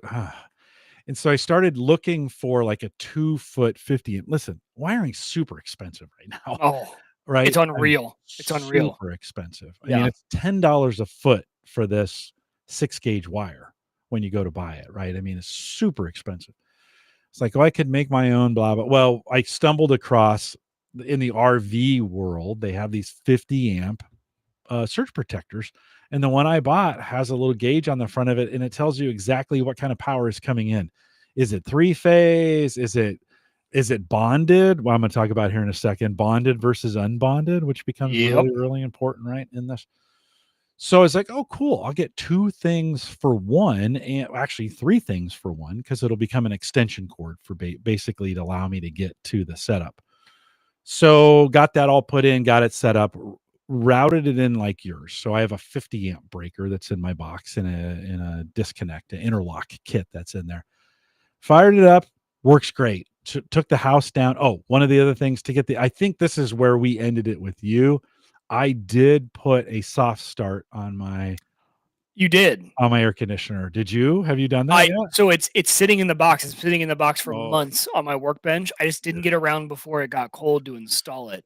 So Yeah. have you done the install? It's 10 minutes. Super Okay. easy. Did you Yeah. go with kind of there's one big brand that everyone uses. Yeah, I forget the name. I forget the They name don't too, but sponsor they're the show, and they should, but right, they don't. right. No. What was the name of that? Yeah, there is a big brand. They're one of the few Yes. that's doing it. It's 4 wires. I watched 6 videos to make sure I had all the right things done. Snip, snip, put an end on it, plug it in, get it to the right spot, check your wiring diagram. It is an average guy. I did it. Like, if I can do it. So one of the benefits of that soft start, now it's winter here, so you don't have to worry about that. It really is a nice capacitor protector. You got that big capacitor in there, and it kind of spins that up a little bit slower, and so it kind of protects your capacitor. I have a 5K generator, and it allowed me to start the whole house and the generator on a 5K generator. That's the So, beauty of that. oh, it was Because those inrush, it's the inrush amps, right? That they would say is it's too much. When the AC kick, it's not running the AC, it's just the kick on that for draws sure. all that Yes. amperage. So the Yeah. soft start kit brings that down Yeah. so that these smaller generators, because I think mine's even less. I can't remember what mine is, but Yeah. yeah, that's what I run into. Yeah. Volts times amps is watts. Yep. And 80 watts, or I'm sorry, 80 amps, which is what my what do they call that? Sear 3? I think that's what they call it. Sear 3 was running 80 amps, 240 volts. Do the math. That's a lot of watts. Now, the grid doesn't even care. It's just like, yeah, whatever. Yeah. But your generator cares. That brought it down from 80 to 12. 12 amps Oh, is what wow. I'm getting on a start. Now that's manageable, right? All of a sudden, you can start managing that Yeah. kind of startup, right? Yeah. And it's a little kinder even on the grid, so the lights don't dim when you. Yeah, like for me, it was coming on and the lights would flicker for a second when they come on. Now, that's not such a big deal. It could be for your electronics, though. You could have some Yep. sensitive equipment, right? That little power drop on your air conditioner. So it was And LED lights actually don't like it either. For yeah, some reason, LED bulbs don't like to play with fluctuating. really. Yeah, Yeah. yep. Yeah. They'll burn out. Right, your bulbs that should last forever. If Yeah. your stuff's flickering, I know because I'm kind of dealing with it a little bit, and it's actually in this room I'm in right now that I wired Yeah. myself. So there's probably some bulbs wrong, but yeah, Yeah, you got to be careful on the DIY wiring, right? yeah, But I would, if anybody asked me, hey, would you recommend a soft start on your on your air conditioner, goes on the outside unit, even if I'm not running a home generator, I would say yeah, it's $300. You can set it up in about 20 minutes. Again, I watched like 8 YouTube videos to make sure I had all the wiring pieces correct. Where you mount it. Now, if you have an older the one thing I learned on this, Mike, is if you have an older air conditioner, just replace the older air conditioner and you can buy them. Now, you can't buy them with soft start kits, but you can certainly buy them. The new air conditioner I put in last year took a whole third of the power off of our electrical bill. So, you're like, is that worth it? Yeah. For a third? yeah. Are you kidding me? Like, that's a no-brainer, right? I spent 5 grand putting that thing in, but that all of a sudden, and then the soft start kit was beneficial. The other thing that I learned, Mike, there's 2 types of generators in this, right? For most people, if you have a one you bought at Home Depot or wherever, right? There's bonded neutrals and there's floating neutrals. And what that means on the bonded neutral, it means the neutral and the ground are bonded somewhere on the frame. And most generators are bonded neutrals. It makes them the safest. It's so the frame is grounded to earth and you don't get electrocuted when you're using the thing. If there's a fault, today's modern generators, if yours is old, it probably doesn't have them, but a modern generator today has GFCI outlets on there. Those GFCI outlets will not work unless it's bonded, right? It needs those circuits because it senses a surge going through the neutral and then it pops it, right? And it's like, oh, Ooh, yikes. Okay. So those are most generators. Now, you're in the United States. I can't speak for everywhere else, but in the United States, if you have a modern power breaker box, your breaker box is also, guess what? Bonded. Bonded.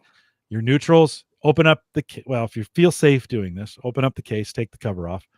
And if the grounds and the neutrals, that's the white and the copper ones, if they're coming into the same bus bars, you're bonded. In most jurisdictions, probably around the United States, that's probably the case. Yep. Is you are bonded. If your generator is bonded and your home power is bonded, that's bad. To those, you have a unit, you have two units that are basically doing the same thing, and you never want to confuse power. You I want actually didn't know this. Yeah. Okay. So good. Fucking, you got me worried. I'm sorry. Yes, this is the face I'm making. It's like, I might need to Yeah. make some. So what do you do? What's the Is it? fix? Well, I'll tell you here in just a second, but Okay. just before that, it can confuse the power. And if you have a fault, right, to Yeah. things, the sometimes the breakers will not, they won't go off, and so all of a sudden everything gets hot, right? Wherever that fault is, it's going to get super hot. So it can cause safety every time. It's not guaranteed, no. And I'm not an electrician, and I'm not telling you what to do here.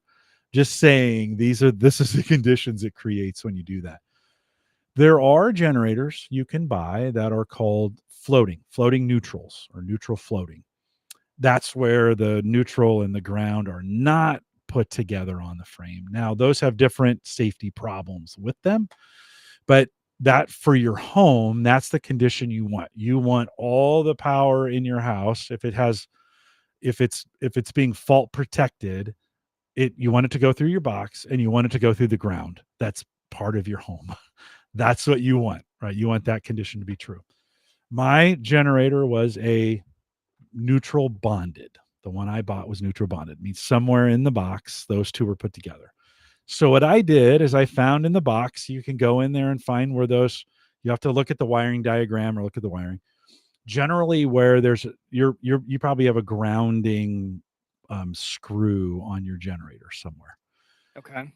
Sometimes it's either there or it's on the frame somewhere. You can see the ground and the neutral come together.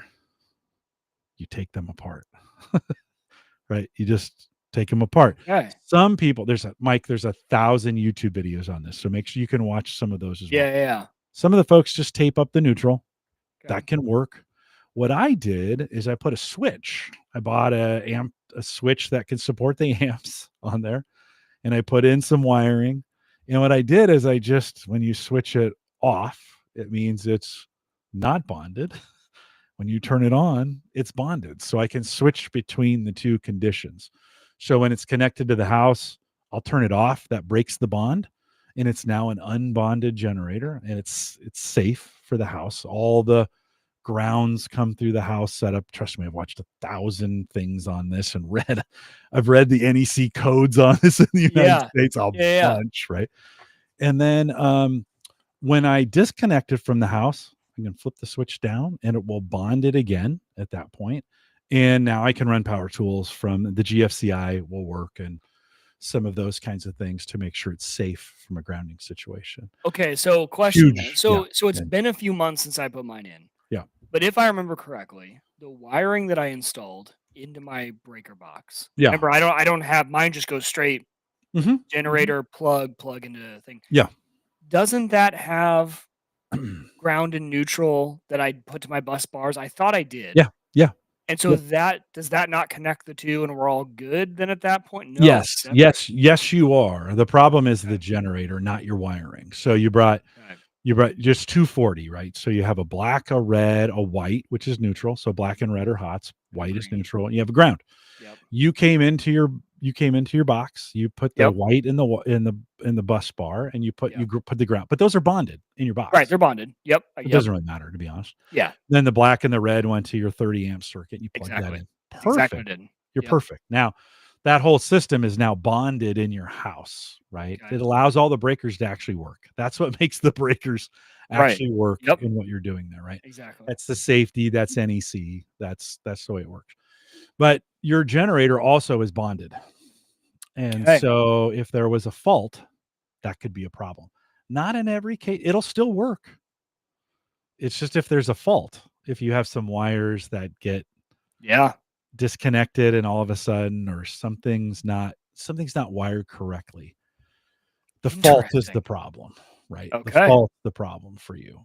I'm gonna The modify way my you generator solve that is on your generator. Now, if you only use your generator to run the house, I'll come over, I'll come over and pick up the mesh tastic Meshtastic. from you. Yeah. We'll look at your generator, right? Yeah. Now I want to. Just unbond the generator, right? That's Yeah. fairly easy to do. Just you're going to separate the neutral from the ground. Okay. If you want to use the generator for things other than the house, well, that's not a super safe condition to have an unbonded generator running on its own, right? You need to ground it. That's kind of dumb. Essentially, at that point, you're eliminating the fault protection in the Yeah, generator. you are. Right. Right. Yes. Yeah. Yeah.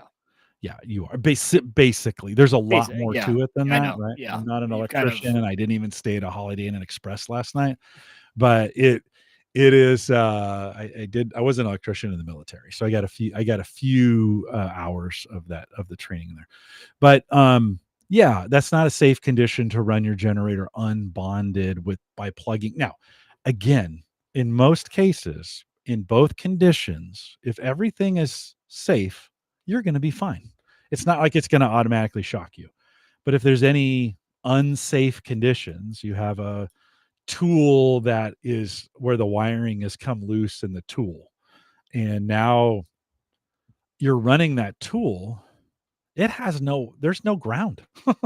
Yeah. Guess who's the ground? You. You are the ground. Exactly. You're Yep. standing on the ground. It goes to earth, right? And electricity always wants to go to earth. And so you will you will become the ground at that point. So not a safe condition. I would not want you to modify your generator to go unbonded or floating neutral. If you're using And it for anything other than running by the the house. way, if you're going to purchase a home generator today, the code in the United States is that's clearly stated on the dashboard of the generator. If it's whether it's bonded neutral or bonded to the frame, that's the way they'll phrase it. If it's not, don't buy the generator. Just don't buy it. I don't care how cheap it is. Don't buy that generator. You kind of need to know. Most of the really powerful generators you buy in the United States today are bonded to the frame. And then some of the smaller Hondas, some of the smaller Champions, some of the Predator. No, that's not true either. Predator are all bonded to not all, but most of them are bonded to the frame. Those are all. There are some that are floating neutral that you could use if you're just going to use it for the house.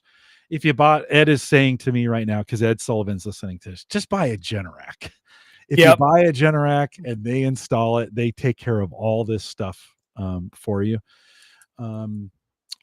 By the way, good opportunity if you're thinking about doing this and you haven't had your electrical system looked at in a while. If you have an old system, please make sure you have an electrician ground your system properly. Like we weren't grounded. We're in 1959 setup here. It was not grounded properly. So we had a electrician. I paid an electrician to come out and change the board, drive 2 grounding rods in. They have to be a certain distance apart. They do all these things to get that done. It's very worth it to have somebody do that for you.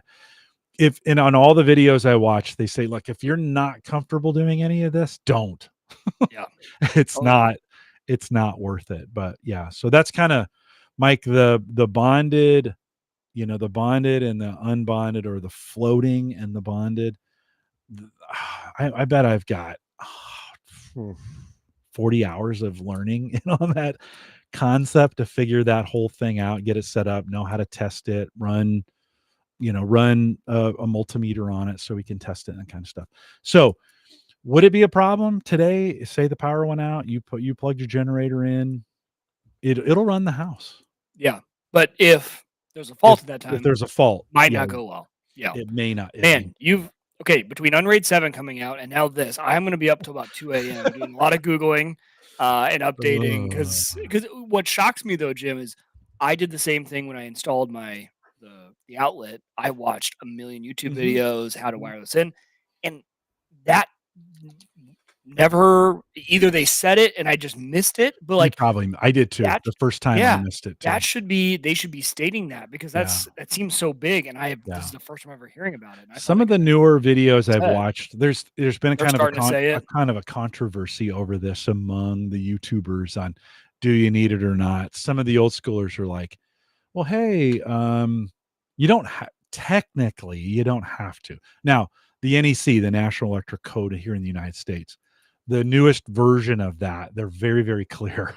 That Yeah. code is that needs to be a floating neutral, right? Okay. It needs to be unbonded and not on the generator side of the, because you basically are creating two different power units, so to speak. They have a Yeah. term, I forget what it's called, distinct power or something like that. And yeah, so it's just a smart, but I didn't want to turn my generator just into like I didn't want to lose use of it when I want to take it out and run other things off of it, or if I want to run the smoke shack, I mean, sorry, the shed off of it. So I was like, okay, I bet I could put a switch in here, and the switch, That's yeah, genius. I turn the love the switch switches. on. Yeah, I wish it was my idea, but I saw somebody else do it. But that's And probably why, I'm guessing that's probably why the YouTubers that I was watching didn't mention it, because for most people, this generator is going to be used for other things too, and they didn't for want to sure, cause the liability of, oh, go unbond your generator. They're just like, you know what? For the one day in 10 years you're going to plug this into your house, I'm just going to hope that no fault happens. So it's yeah, better that yeah, than the millions of times no, you're going to use your generator for right, tools and everything. right. So they probably just went the And way of, all the YouTubers are really careful to put disclaimers up. They say this oh, is that's for what I entertainment. noticed. By the way, all this stuff, entertainment purposes. I'm not telling Yeah. you how to wire anything. This was not a how to. You can't, I mean, I did not explain this well enough for you to be able to do this. Please consult your local municipality for the electrical codes and all those other things. If you're not comfortable doing it, hire an electrician. Listen, to be honest with you, to put in the 50 amp service that I did and all the work that I put in, it'd have been cheaper to hire an electrician, just Mm. to be honest. Right. I put a Yeah. lot of work and a lot of time. Now, I liked it because I learned a ton through it. Yes. And to your point, I'm going to use it once every 3 or 4 years. It's going to get us out of a jam. Yeah. When in the middle of the summer, I can now run the air conditioning off of it. I wouldn't run the stove, although I could. But some of those kinds of things, I am like, okay, I feel more comfortable now Yeah. doing this, and it's ready to go. It's all If set. the fridge can run, the AC can run, you can use a grill. Yeah, Like, for right? We can sure, charge our phones. for sure. It's kind of a game changer in a storm to just have all that stuff work without having to change up your whole way of it working, without extension cords, without all Yeah, that. So yeah, yeah, I think it's worth it. yeah. Well, in the first version of it, of bringing the connection to the house and then extension cords inside the house, where I could shut the garage and shut the garage door and run an extension cord to my fridge and run an extension cord to the, and I actually had the basement fridge and freezer set up on a power strip, so I could just unplug the power strip and plug it into the generator, and I like is literally pull it out, put it in the other one. It was that close. And then run an extension cord up to the fridge. That by itself, that peace of mind of having not my food not spoil, Yeah. pretty great. Marv says out in chat, I will not be staying up late because of this conversation. Right? Can't keep up with this home tech stuff. Yeah, with Unraid 7 and this kind of stuff. It was a great service, and I actually left it in. There may be some circumstances where I want to plug my generator into the house and just for power cords. I don't know what those situations are, but why rip the thing out? I'm just going to leave that in for now. Then on the back of the house, Mike, the last thing I have to do is build a platform and a shelter for the generator out there so I can run the generator. I want to keep it out there full time in a shed, so to speak, in a mini shed that I can just open up, slide open the vent for the exhaust, turn the thing on, I'm sure and your neighbors will appreciate that too, because that's one thing I've been worried about, is that thing is noisy. And during a storm, I'm sure my neighbors are all gonna not like yeah, me for the noise. yeah. Justin makes a good point. He's out in Australia, not allowed to touch electrical systems tied to the grid here unless you're a licensed electrician. Hmm. There's some places in the United States that's true as well. So make sure you understand. Here in Nebraska, you can work on your own power. They really ask you to make sure you have a licensed electrician check it out. But you can. There's a right to work kind of thing we have here where you can do your own electrical. So it's you start getting into it. It's not that complicated, to be honest. And modern power, geez, Mike, with the different colors of Romex that we have, so you know exactly what kind of Romex you have, right? With all the way outlets are coded now. I mean, on the back of the outlet, it will tell you exactly how much insulation to take off the wire for that. Like it'll say strip it back this far, and you can put the wire on the thing, and I mean, literally, it's all right there for you, right? Think about these Wago nuts that have come out, these wiring nuts, these Wago, you lift up I love them. Yeah. Like no more, you're not screwing it, and they're super safe. Yeah. And you're not screwing, it's not screwing wire nuts anymore, so we think about some of the plastic outlets and some of the access we have to some of the safest electrical. I mean, if there was ever time to know and do electricity, it's right now. We have some of the best, the GFCI protection alone that we have.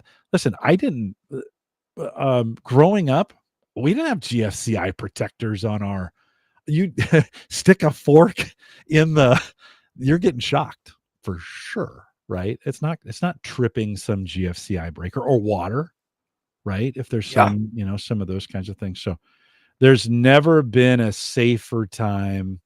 There's never been a safer time to do some of those things. So it's, but all that being said, make sure you consult your local, follow all your local codes, do all the things that you should do. And Mike, we'll schedule some time for me to come over and pick up the mesh tasket and look at your generator. Yes. We'll just have to see if you have an old school generator and it's fairly old. The chances are that bond is underneath the bell housing on the back. You just take off the bell housing, pull it, and you'll see a wire that's connected from the neutral to the ground. Got it. Okay. Yeah. So good stuff. All right, Mike, anything else? No, this is like the good old days when we would go almost 2-hour podcast. I know. Yeah, I appreciate you staying late, and thanks for hanging out with me. And Brian, Justin, Ken, I saw you out there a little bit earlier.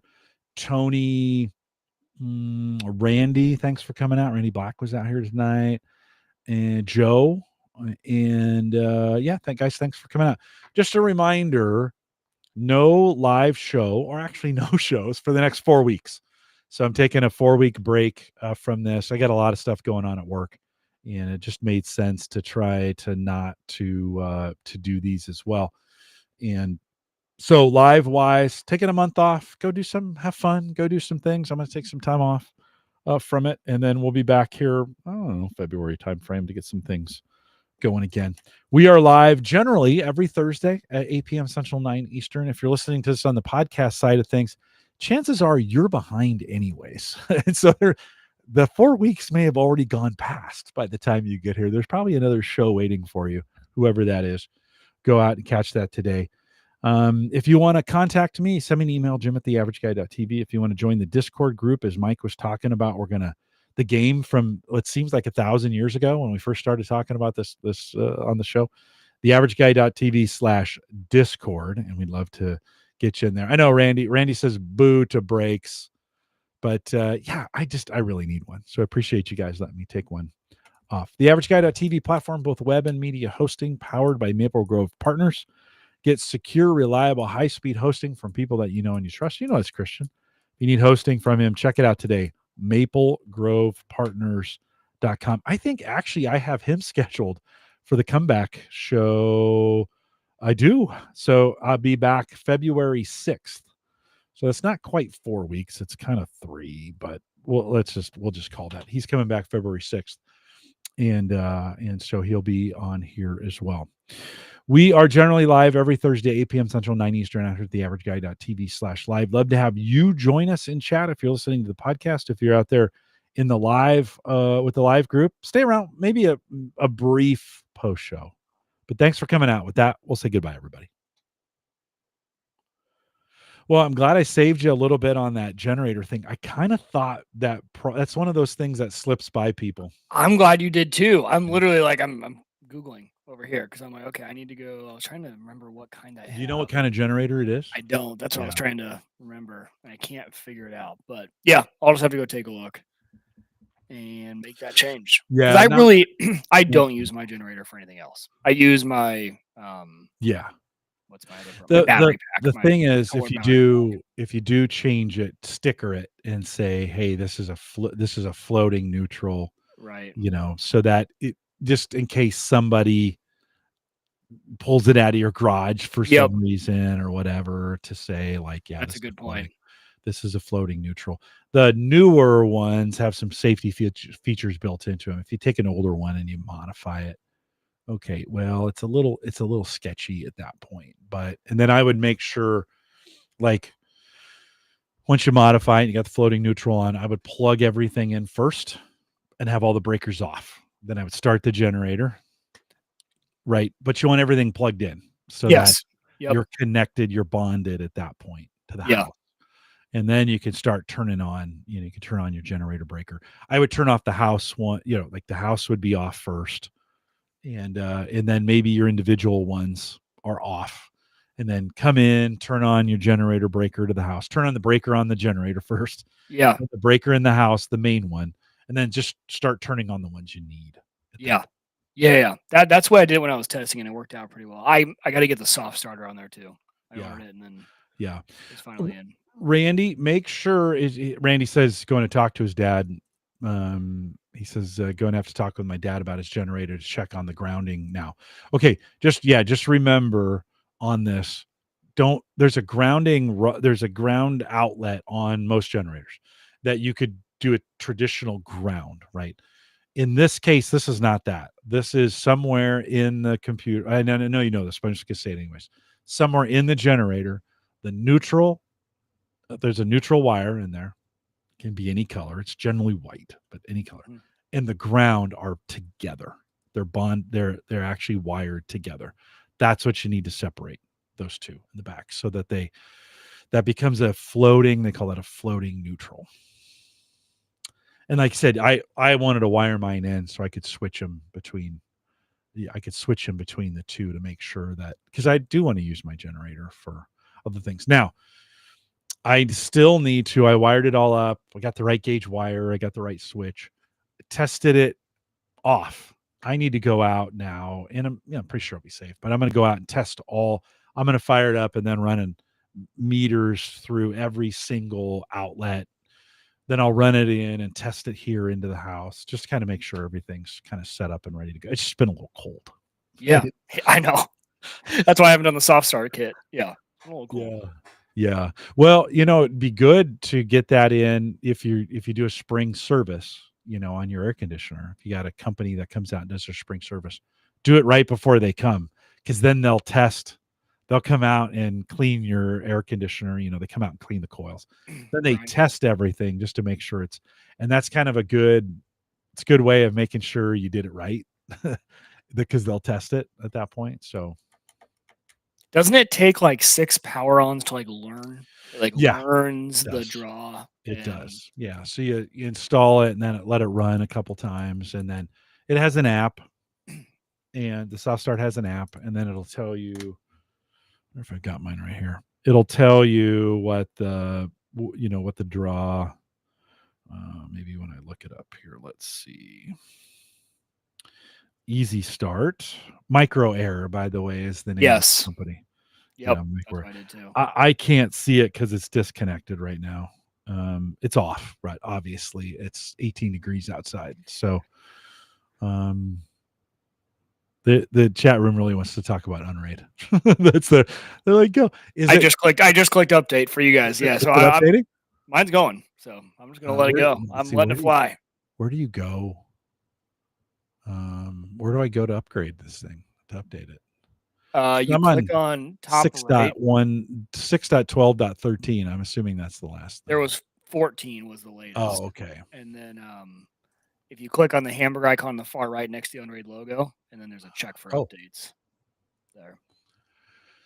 Check. Yeah, for Justin, updates. I'm usually like you. Usually I wait a little bit, but I don't know. I'm feeling kind of risky tonight. Unraid 7.0.0 update available. I'm gonna wait. I'm gonna wait. I'm gonna. There's nothing I've been waiting for. So I play a lot with ZFS. So Sherwin, thanks for coming out. Appreciate that. Yeah, appreciate that. Guys, thanks for hanging out with us tonight. It's been a long show. I'm going to get Mike back to it. I'm sure we both got to get up for work tomorrow. So thanks for coming out. We'll see you. I guess it is in 4 weeks because we take 3 weeks off. So be back February 6th with Christian and enjoy some time off, and we'll